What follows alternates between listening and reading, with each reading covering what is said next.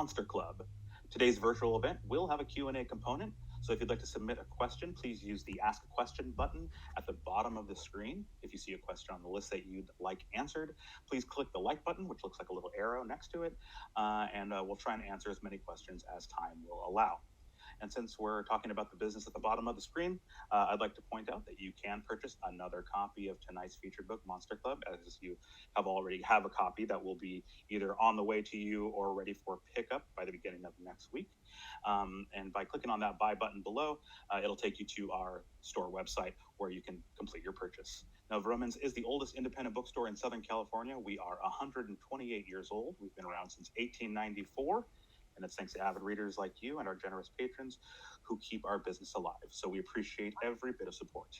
All right, let me introduce our guests. Our interviewer tonight is Mila Kunis. She is an award-winning actress known for her roles on That 70s Show, Family Guy, as well as Forgetting Sarah Marshall, Bad Moms, and Black Swan, which was directed by our guest author, who is Darren Aronofsky. Darren Aronofsky is a Coney Island-raised Academy Award-nominated screenwriter, director, and producer. He is best known for his surreal high-concept work in films like Requiem for a Dream, Black Swan, The Wrestler, and Mother. They are joining us virtually tonight to discuss Darren's new book, Monster Club. Vroman's patrons, please welcome Mila Kunis and Darren Aronofsky. Mila, Darren, thank you so much for being here. Thank you. Thanks for having us.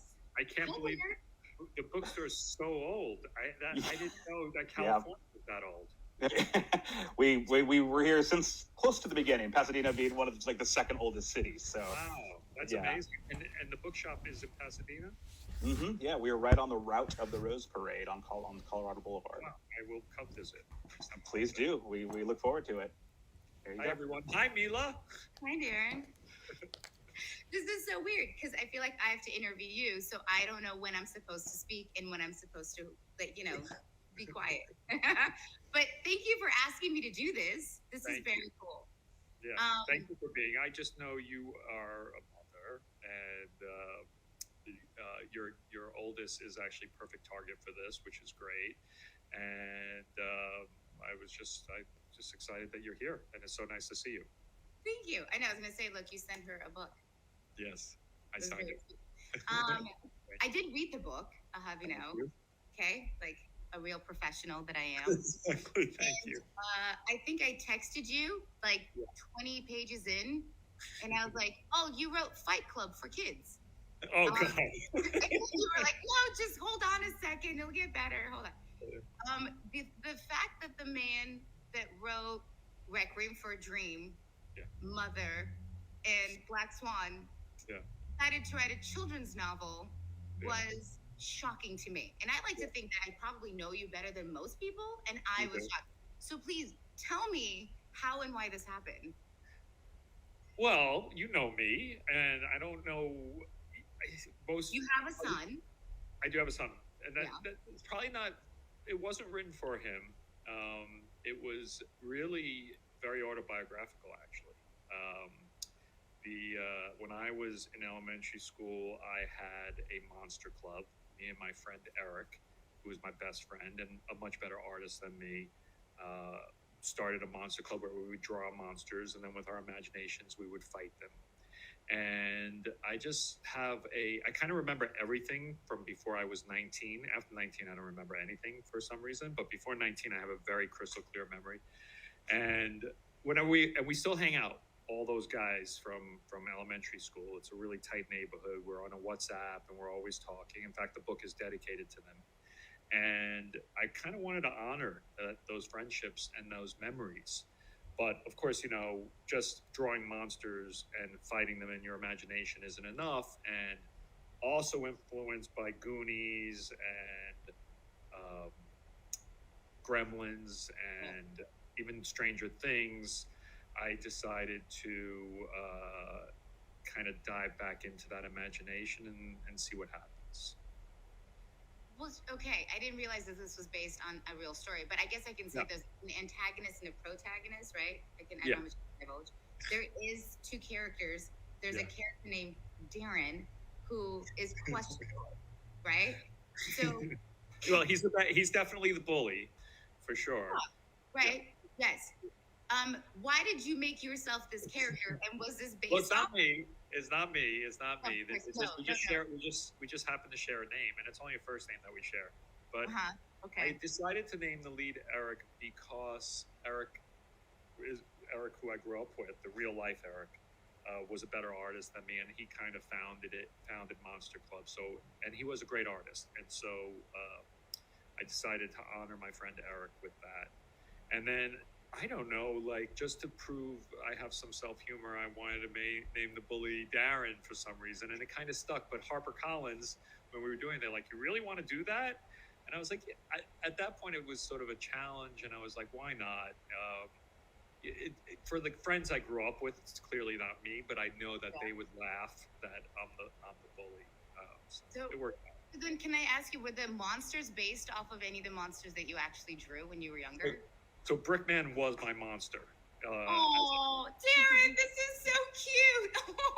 Okay. I actually have drawings from like third grade of my Brickman, and so Brickman is Eric. Eric in the book is our lead character, and he has he draws this character named Brickman who's made out of bricks and shoots cement and has a kind of demolition ball and a chain. But it's funny, the real life Eric was a much better artist, but neither Eric or I could actually remember what his monster was, and we thought about it for a long time. So all the other monsters are fictional that I created. But the noodle monster didn't, that whole Noodle monster, that was a joke because Eric's nickname is Doodles, and then they poured noodles on it, and it just became a joke. I think it was named, I think originally it was called Crumpled Monster because he crumpled the paper. So it was kind of a crumpled monster, and then one of us, me, Ari, I came up with the idea of changing Doodles to Noodles, and so it was fun. It was, I mean, look, the thing that's interesting, it's all set in the neighborhood I grew up in, South Brooklyn, right? I grew up right next to Coney Island, so all the Coney Island stuff is, it's a slightly fictionalized world, but we do have the parachute jump, which is on the cover. The Wonder Wheel is all in there. And I mean, this is very much a love letter to Coney Island. Yes. I read this and I was like, oh, I would love to go to Coney Island and experience it. That's great. Well, that's the thing that I've always been very proud of the neighborhood I grew up on. I grew up in Brooklyn, but my house was 2 houses from the beach. And when people come visit me in Brooklyn, they'd be like, there's beaches in Brooklyn? Because they'd always have this imagination of Brooklyn. They wouldn't think of Manhattan Beach, Brighton Beach, Coney Island. They would be thinking of kind of the streets, the tough streets of Brooklyn, the subway. But I grew up on the beach, and Coney Island was right there. And the thing about Coney Island that's amazing is, and this is in the book, most people think when the immigrants came to America, to Ellis Island, the first light they saw was the light of the torch of the Statue of Liberty, but it was actually the 10,000 light bulbs of Coney Island. Back in the 1890s, there were more light bulbs in Coney Island than anywhere in the world, and most of those people probably never had seen electricity. So you can imagine it coming at night and suddenly seeing, the streets of America glowing with gold. They literally were glowing with gold. And Coney Island was the first amusement park in the New World. Before Disney World, before Six Flags, there was Coney. But by the time I was a teenager, Coney Island was in total disarray and falling apart and rusted. But the aesthetic of it was having that history and the decay, probably so much of my aesthetic comes out of that. And that's why Pi, my first movie, and Requiem for a Dream, both films, have scenes in Coney Island. For a while, I was like, every movie's going to have a little Coney Island, but then The Fountain didn't really make sense, and The Wrestler was in New Jersey, and we went to Asbury Park, so didn't quite. And Black Swan, we could have done a scene in Coney Island. I'm not sure why we didn't. We didn't have money to get out there. Is Coney Island still an active theme park? Yeah, or it is. So Coney Island has been reinvented. It was a really, really dangerous, falling apart place when I was a kid. It was very, very. There was a lot of crime, and there was very little amusement in the amusement park. There were still rides. The Cyclone, which is the famous roller coaster, and the Wonder Wheel was still running, but everything was really falling apart.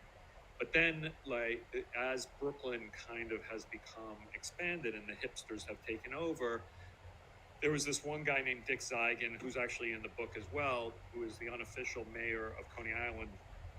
and as kind of an art student, moved his kind of practice to Coney Island and kind of reinvented the sideshow, the freak show, and then created this thing called the Mermaid Parade, which maybe I'll pitch. So they always have a King Neptune and a Queen Mermaid, and it's been a life goal to be the King Neptune, but maybe I'll pitch the two of us to be the King. In real life? In real, yeah. So they have a huge parade, and now like 1 million people show up for one day in Coney Island. It's the biggest art parade in the United States, and it's like people dress up as mermaids and King Neptunes, and they march around the boardwalk, and it's a crazy fun day. But now Coney is like really alive. I mean, look, during the winter, it shuts down. There's no rides, but in the summer, it does pretty well. So it's alive and well and doing better. But the story of Kings, which is Eric, our lead character, you're going nowhere fast. A true story. Like a lot of these amusement parks are always slightly on the verge of going bankrupt and stuff. And just to be clear, Coney Island is not one park like Disney World. It's like it's always been a collection of different rides and different parts and different worlds. So that's kind of a different nuance too. You're learning a lot about Brooklyn. I feel like I've missed out being in New York and never have experienced Coney Island, let alone Brooklyn at this point. But yeah. Well, you've totally earned, when you have a free day, you've earned a free tour. I'm taking it. Okay. Okay, I have another question for you. I don't write, Darren. I can't form a sentence. I don't know how to structure anything. I can barely write an email, let alone a script or a book. Did you find it to be difficult? Were there any differences in writing movies, scripts, television, a book? Yeah, the biggest thing was, as you know, when you make a movie, you have to show things, not tell things, right? So if you're playing someone and your parents are playing divorce, like Mila, parents are getting divorced, and you're very, very upset, but you're also kind of relieved because they're not going to be fighting anymore. And then in your genius, you would do something on your face that would be real for you, and there'd be many people that would interpret it probably how you felt it, but if you were giving real emotion, they may feel it in many different ways, but if it's real emotion, they'll feel something, and we've talked about that when we've worked together many times. And so when we were writing the book, I suddenly realized, there's the inner monologue. The character could just think it, and you can say, Eric thinks this, and it's done. You don't have to show anything. And also you can be so much more specific because you can use words to really get the exact emotion the character is feeling. So, it was very hard. Ari, my co-writer, we'd get to a place and we'd be like, how are we going to show this? And then one of us would finally be like, oh, he can just think it. And we go, oh yeah! And you just think it. So that was actually an incredible freeing thing. And the other big thing is, as a screenwriter, you're always thinking budget. How much is this whole thing going to cost? And when you write a book, you could blow up anything you want. You could have as many cop cars as you want. You could have as many extras as you want. You could have as many scenes with digital monsters, not digital, but the imaginary monsters as you want, because there's not a producer going, well, how many shots is it? Each shot is going to cost this, and you need, which is like the bane of my existence when I make a movie. And you have a pretty solid action sequence towards the end of the movie that will cost them. That is a big action sequence. Well, the big secret is it was originally written as a screenplay. I don't doubt that for a second. Yeah. I have no doubt. And the issue was that, let me, does your kid watch Marvel yet, or you don't do that? Not yet. Okay, good for you. No. Good for you. Keep that going. But I think that the problem is lots of young kids watch Marvel, and they don't really make films like Goonies anymore. They don't really make films that star kids. Most kids are watching films that star adults running around in costumes, being heroes of their own story. And so it was the media feedback was like, how do we make this? Because it's expensive, because there's a lot of imagination, and there's these 3D creatures. So we sort of just switched gears and we just put it on a shelf. And then I became friends with this sci-fi writer, a new friend named Hugh Howey, who's a pretty successful sci-fi writer. And he was curious about screenplays and screenwriting. and he asked me to read something. I was like, oh, this is something I never made that I'm proud of. And he read it, and he's like, oh, it's like a YA novel. You should totally turn it into a middle school novel. And I was never thought of that. Cut to. Oh, that's how this. So it didn't start off out of you wanting to write the book and then coming up with the story. You wrote the script and then you wrote into a book. Yeah, and now it's actually a two picture deal. No, a 2 book deal. Yeah. With HarperCollins. So we've just done the outline of Monster Club 2, and it was really interesting because it was really hard because we had a screenplay, and turning that into a book. We had the outline, we had the structure, we had to flesh out a lot, but starting from scratch was just like starting a whole new film again. It took a while, but we finally outlined it, and we'll start writing it soon. So that's fun. Will the second one have more visuals of what the monsters look like, or do you intend for the reader to create their own visual? Well, this one has a few images of it. The new books. I mean, I guess the outside, but no. You read the PDF. Yeah. And so I didn't have any. Oh, and the books are awesome. Oh yeah. You have pictures. Oh yeah. There's like I had to use my imagination, Darren. Imagine that. You're like, oh please, can you help us? Oh yeah. So we had some pictures. Yes. Okay. Oh, I'm sorry about that. No. So, just to tell everyone at home, when I asked Mila to do this, we didn't have copies of the hardcover yet. And so I sent her a PDF, and I guess there were no pictures. That's what's going on. But this was an amazing experience because I got this like 3-4 days ago, and I guess it's a little cliche when the author gets their first book about like holding it and stuff, and it really is an amazing experience to just see it. You know, it's something from your imagination, and it's all together, and it's like a book, and that's exciting. What do you hope that this book or that the story inspires in its readers?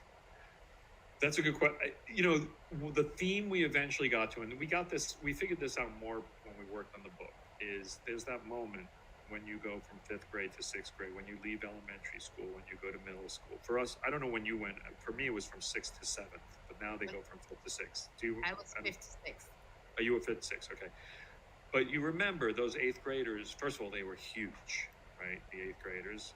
And it was terrifying, that first day of 6th grade going to middle school, and suddenly you're not in one class all day, but you have to go from different classrooms, and you have to navigate through, and there's different teachers, and each place has a different seat. And it's the first time you're kind of asked to be an adult. You're given adult responsibilities where you can't just sit in your seat all day. And I think it's also the time when sometimes the tragedy of it is we lose some of that youth, some of the imagination of our youth. And a lot of kids try to separate themselves from make-believe, and they move to the social world more, and trying to impress, and fashion, and all different types of things that start to invade us. And I think the book's about trying to hold on to that, and what is the balance where we grow up, but you don't let go of that magic. I see it happening with my kids now. I mean, with my oldest now, a little bit, like a little tiny bit of like, you know, for lack of a better example, she loved unicorns. Okay, she loved unicorns, and like all of a sudden, she's like, "Can you not tell people that I like unicorns? I like unicorns, but you cannot tell people that I like unicorns." And I was like, "Oh, okay." Like I was so the beginning of her, you know, like bright-eyed and bushy-tailed version, like unicorns are beautiful and rainbows, and now she's like, "That's not cool." Oh. I know. So I love that. I did love that in the book. It's very much moving on to like that innocence and that it's not even a naivete. It's just that desire, like the self-identity and being almost like okay with who you are versus trying to be somebody that you're not because it's a cooler version. Yeah. It's a big one, and so that was a fun theme, and how like a friend pod is slowly pulled apart, which is also another one that I just remember like how important being a best friend was, you know. Oh yeah.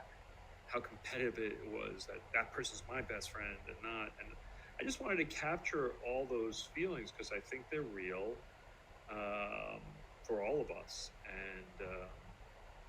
And I think it's important. And it was interesting because when we started, it was first there was like a lot of pressure to like let go of the drawing. That's not real because I think parents today they encourage creativity, but I think there is pressure about what the content of what you draw is. Exactly. That's what it is. It's like what books you're reading. Like, don't read that book. That's a kiddie book. You need to read older books. Don't watch that. That's a kiddie show. You can't. Exactly. Yeah. And I think there's beautiful stuff in it. I miss.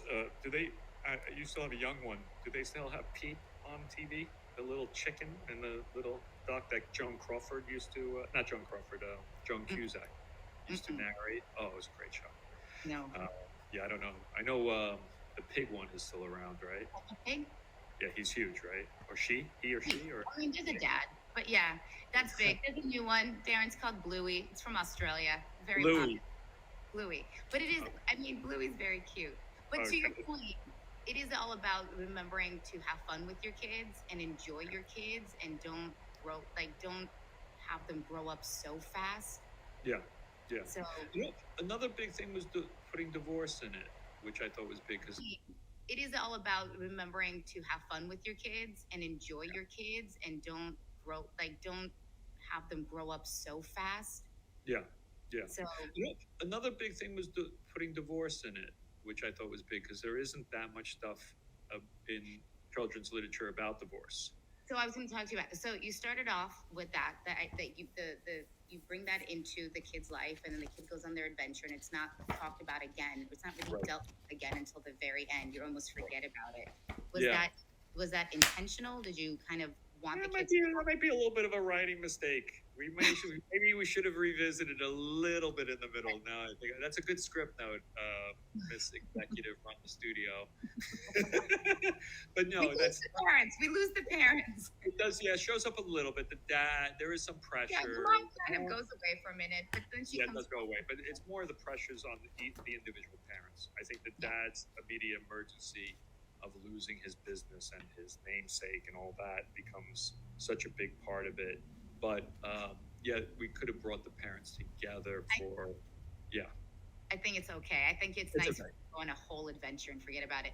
In the book, you have a very strong family history with these characters. Like there's the great grandfather, the grandfather. It's all very much embedded in the story. Did that come from you, from your family, or? Yeah, I mean, somewhat. It's a combination of Ari, who is my co-writer, and myself. That's a great thing about growing up in Brooklyn. Everyone's got an immigrant story of some type of how we got to Brooklyn. There's just so many great stories, and I was always really fascinated with my grandparents and great-grandparents and how they got to America and started with nothing and slowly built up. And I mean, you have a much more recent story of coming to America, but pardon?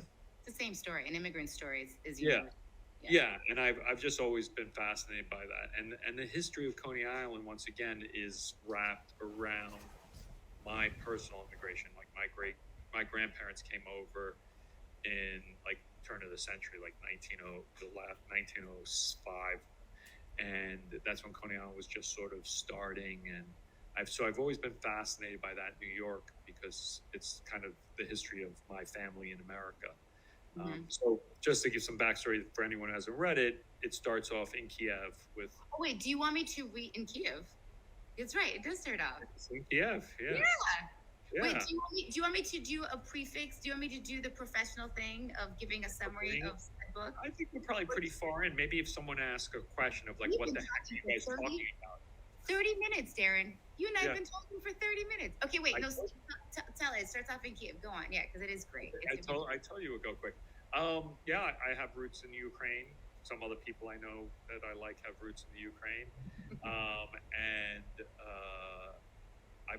I just was always fascinated by that story about how people get out and came to America. I was raised believing in the American dream and the possibilities, and definitely, my grandfather who came from Kiev died the week I started Harvard. So it was like there was a real path of him coming with nothing in his pockets, and We got to see you do it.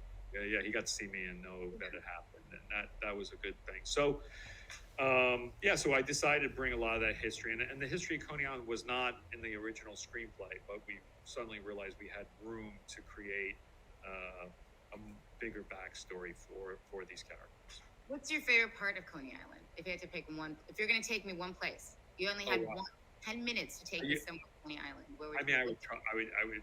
Depending on who you are, and I think I know you.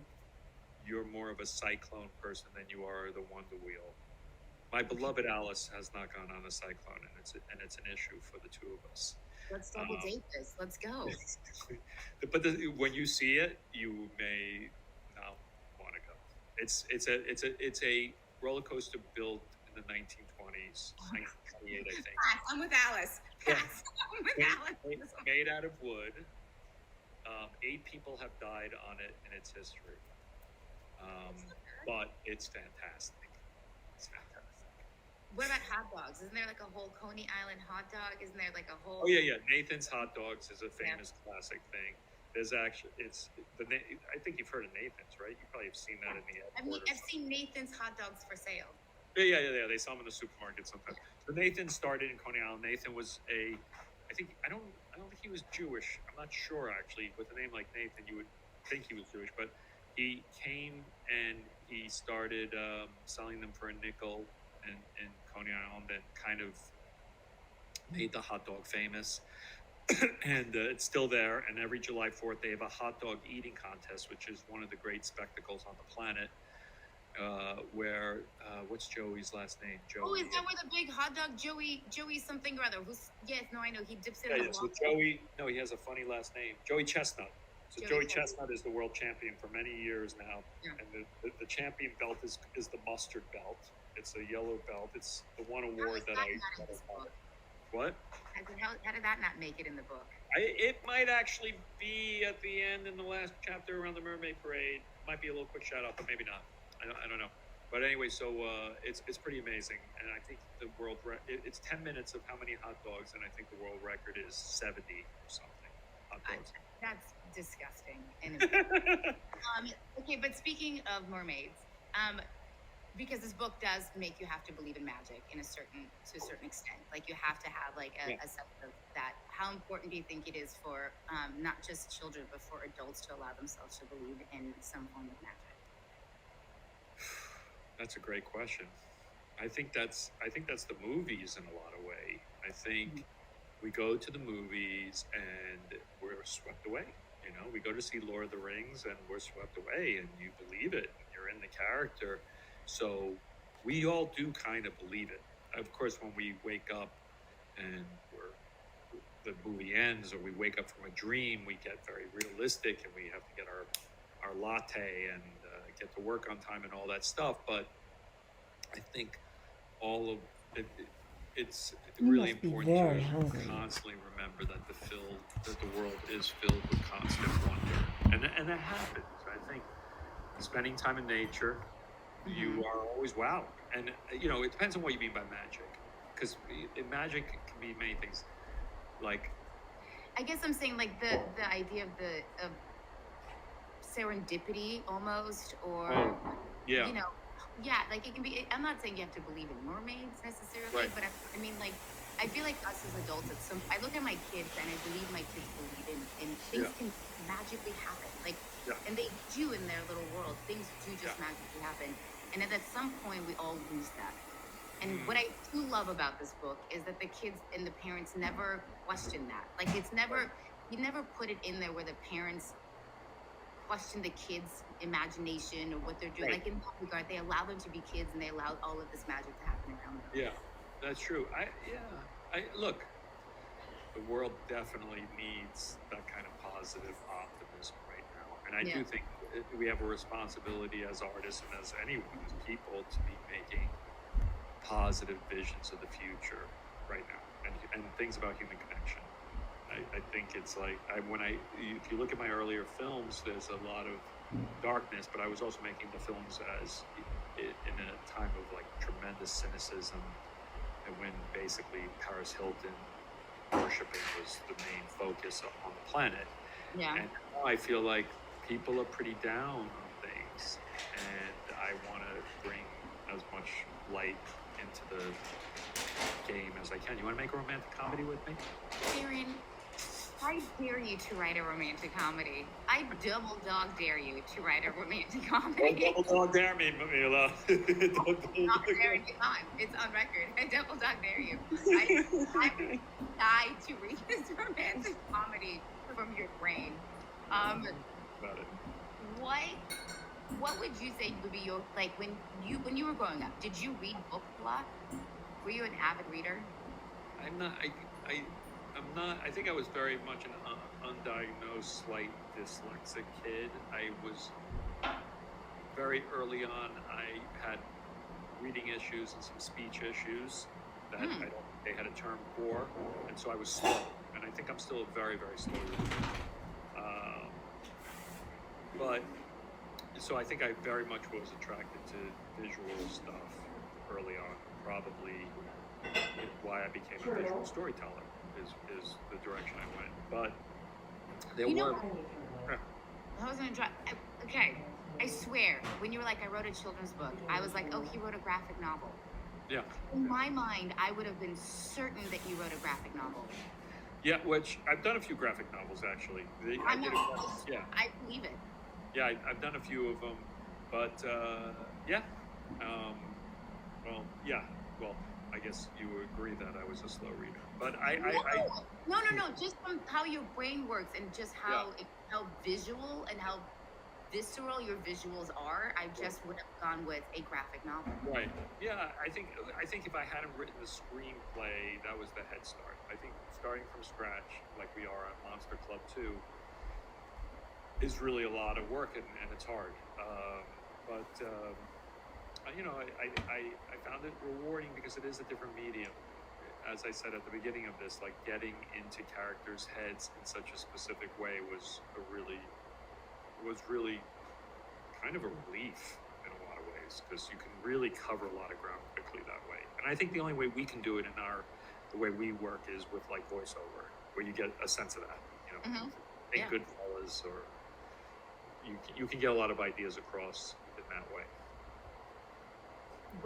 And this is a real question, are your monsters an allegory? And I meant, like, it's not like a trick question, but I was just curious because I read it and I wish I had time to read it again. But were your monsters allegory for something? Like, are they a... Yeah, it's interesting. We played a lot with that, and I think there are tendrils of that in there where some of the monsters reflect the different... So each kid, there's 5 kids in this kind of monster club, and each one has a different, very distinct personality, and each one has a very distinct monster. And we tried to make the monster kind of reflect them in their aesthetics, because that's the reality. I don't know why me at 8, 9 years old I was drawing Brickman. I'm not sure what that was about, but it's a good conversation for my therapist. But I think draw a monster and then see what the therapist thinks. That's a funny way. It's one way to go. But I think it worked really well for Eric, whose kind of home was falling apart, to build that shoots cement, to try to hold things together.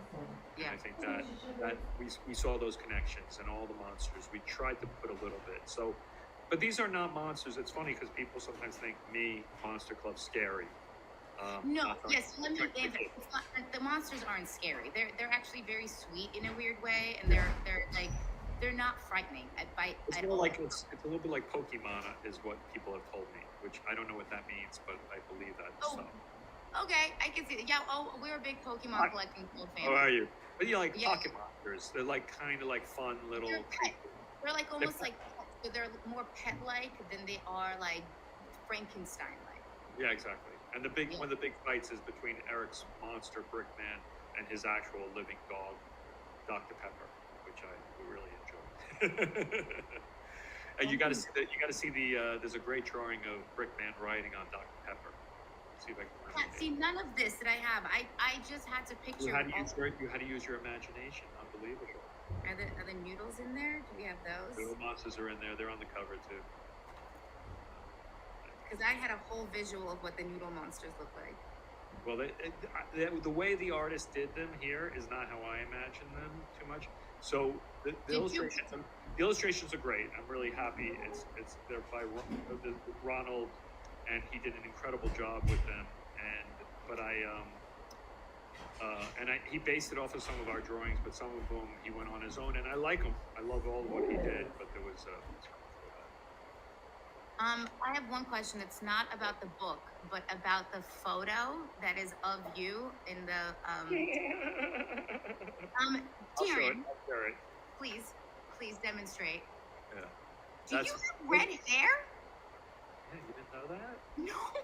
I'm a ginger. I'm a redhead. I looked at this and I was like, "Who's that kid?" Yeah. I'm holding a horseshoe crab. That's what's in my hand. That's not what I was looking at, Darren. I was just looking at the redhead. Head. So that's actually on the beaches of Brooklyn. It's at a place called Plum Beach, where actually it's this huge mating ground for horseshoe crabs, and they come onto the beach once a year. They do their thing. And I went with my friend Eric, and actually, if you look at the photo credit on it, it's from Eric. He took that picture. So I love that you're still friends with all of your friends. Yeah. I think that's so admirable. I just want to say redheads unite. Redheads unite. It was tough for the redhead. There's like 2 of you in the world. Okay, maybe 3. It's very, very hard to be a redhead.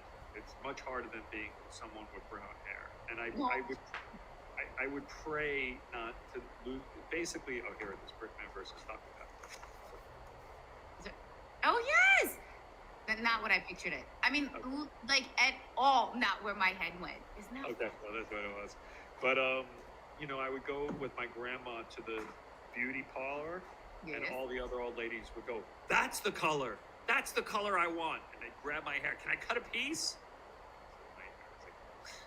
Do you ever take your kid to Coney Island, or have you ever? Yeah. Yes. Coney Island times. He's come to the Mermaid Parade, and we go. I go a lot. My parents lived there, had a home there up till recently, and I would go out there all the time. And for me, I get a lot of root energy. I don't know if you get that. I guess if Kiev's a tough place to go back to right now, but like it's nice to go back to the place where you grew up and see stuff, at least for me, because it was a very, very happy place, and it brings back a lot of memories, and it happens to be just a place with lots of power. So, and I feel that power, and that's kind of what's in the book, is the kind of magic of that land kind of trickling into these characters and into the story. Have your friends read the book? Have all your... It's funny, I didn't actually get that many copies, and I sent them, they took out a really nice billboard for us, and I sent it to the guys, and they all bought it. And then the acknowledgments at the end is they're all named, the guys. That might not have been your copy either. And they were all very emotional, which was really great. And then it was funny, I'll send you this clip, but yesterday I went out to my middle school. So Mark Twain Middle School that's mentioned in this was middle school, Mark Twain. And that's a real place. And they have talents, and that whole thing is real. And so I based it on that. And they invited me back out yesterday. And it's like the school they call it the School for the Gifted and Talented. So if you go into this school, you have to have a talent or be like really smart in one way. Mm-hmm. So the drama department actually acted out a bunch of scenes. They had instruments playing when I came in. They had all the 8th graders, and it was the most beautiful, wonderful, touching day to come back as an alumnus and be able to give back a little bit of because they all kind of want to get into the performing arts and stuff, and I was able to give them a little love and advice and sign a bunch of books. So it was a good time. Did you record it? Or was there a recording of it? There was a CBS. CBS was there. I'll send you the link. Yeah. So you can watch it. You'll laugh. You'll see me and Ari. It's pretty funny and touching. Should we take a question from the audience, because we're running out of time? Oh shoot! Sorry. Yeah. There he is. Hey, Gilbert's right there. It's pretty funny and touching. Should we take a question from the audience, because we're running out of time? Oh shoot! Sorry. Yeah. There he is. Hey, Gilbert's right there. He's like, yes, we're waiting. I was waiting for the audio cue. Yeah, for sure. We have a few questions. Thank you, Mila, for all that beautiful questions. Yeah, that was great. How did I do for my first Q&A? Bravo. You're going to do everyone. Oh, by the way, we're hosting a screening of The Whale. Guess who's hosting? You just see me in tears. All time. I've seen a lot of interviews, and you did a wonderful job. Amazing. Yeah. Well, it's always great. I think everybody loves it when like a couple of friends are just talking. It makes it a lot more easy and fun. So we do have a few questions from the audience. Great, so you talked a little bit about this, Darren, but since the book is based on your childhood and your neighborhood and your friends, how did Ari become engaged in that world? Ari's a very generous guy. I've known Ari. We met sophomore year of college. So we've been partners and friends for a super long time. And he's probably one of the most empathetic people I know. He didn't really take that big of a supporting role on Black Swan. So I don't know if you remember him too much, Mila. He was the guy with the beard that was kind of a wizard that was walking around the background. But he was working on other projects for us at the time. But he's a big partner of mine and a writing partner of mine. And he's very empathetic. First of all, he's been in New York for a while, so he's met a lot of my friends over the years. And he's become friends with a bunch of them. So he knows a lot of those guys. But, we're the same age. He grew up just outside of Boston, which growing up in Brooklyn is like growing up just outside of Manhattan. And he's just very empathetic. So he was able to kind of click in and connect with the roots I was starting, and we were able to make it. But thank you for the shout out to Ari for that question. Yeah, definitely. I have another one that says, who is your favorite author? Oh, wow. That's a big, broad question, but it's a huge question. But look, the person who made me want to be a writer was Hubert Selby Jr.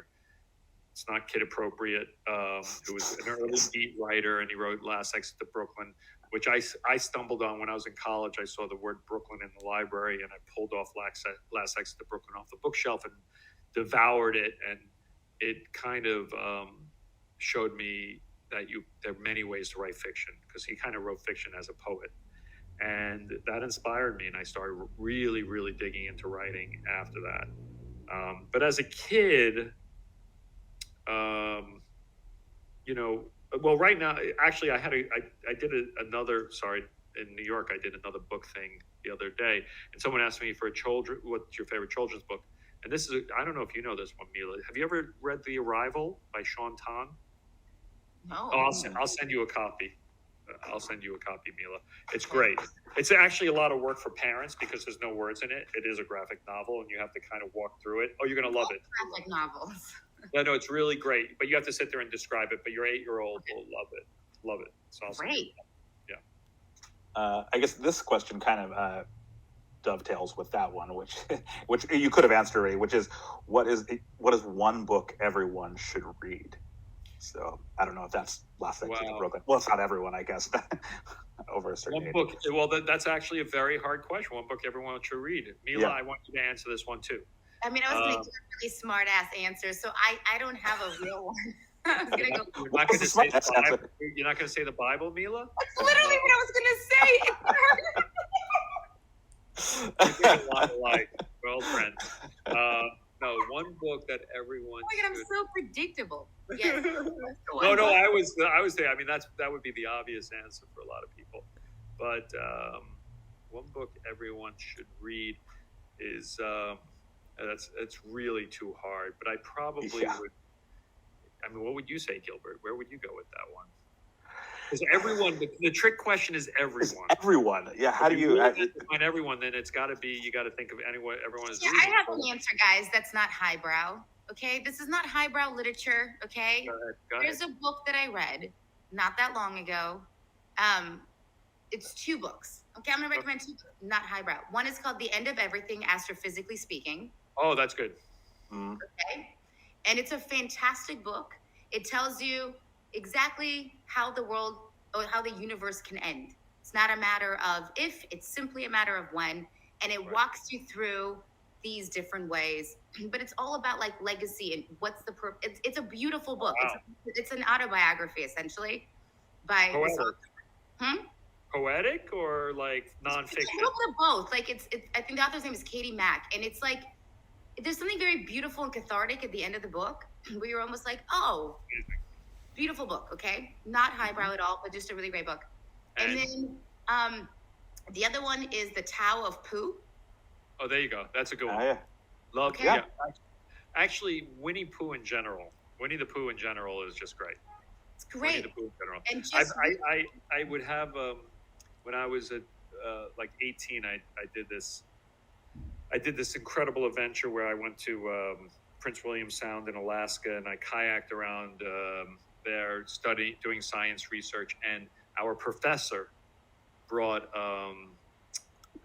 Winnie the Pooh, and he would read it to us around the fire, and it was kind of the most fulfilling thing after a hard day, just to hear Winnie the Pooh stories. It really was beautiful. But the other thing in that, another great book that popped in my head was this is just not a good answer, but because we were kayaking for 6 weeks and all of our space was limited, we only had one textbook, and it was a college course, and it was The Origin of Species by Darwin, and that was a life-changing experience, just reading that out in nature. That was a pretty amazing experience. So that's a good answer. I think that's a good answer. But all good answers across the board. Yeah. Let's see. We have another one that says, will you make more, any plans to make more adult-oriented books? No plans right now. I think I'm covered that way in movies. But I'm enjoying the children's book. I actually have an idea for a book that's even for younger kids that I always wanted to do. That's more of a picture book. So we'll see how it goes. If people respond to it, and if I have a second life as a kid's novelist, it will be a wonderful thing. I agree. Another now, if you have this book that's kind of a autobiographical in a way, using parts of your life. Any plans to do that in movie form? That would be incredibly ironic to write a screenplay that can't really get made, turn it into a book, and then Hollywood starts calling, going, "Hey, you want to make a movie out of it?" That's how this is going to happen. Well, maybe it would be a different time. Maybe there would be a monsterless one. I don't know. Yeah, no, I mean, it wouldn't be. It would be a very obvious story to have. But look, I'm a storyteller ultimately, and I chose film because I was very interested in visuals, and it came naturally to me, and so I moved into that way. But I think all I ever wanted to be was a storyteller. I really enjoy telling stories, always. This was before The Moth existed. If The Moth had existed back then, I'd probably just be doing my 10-minute stories at a microphone. But I just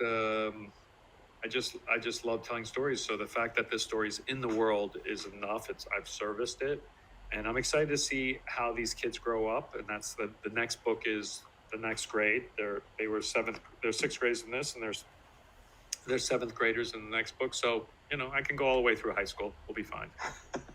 Excellent. We'll look forward to it. Great. Well, that's all the questions that we have. That's great. Well, thank you so much for hosting. Absolutely.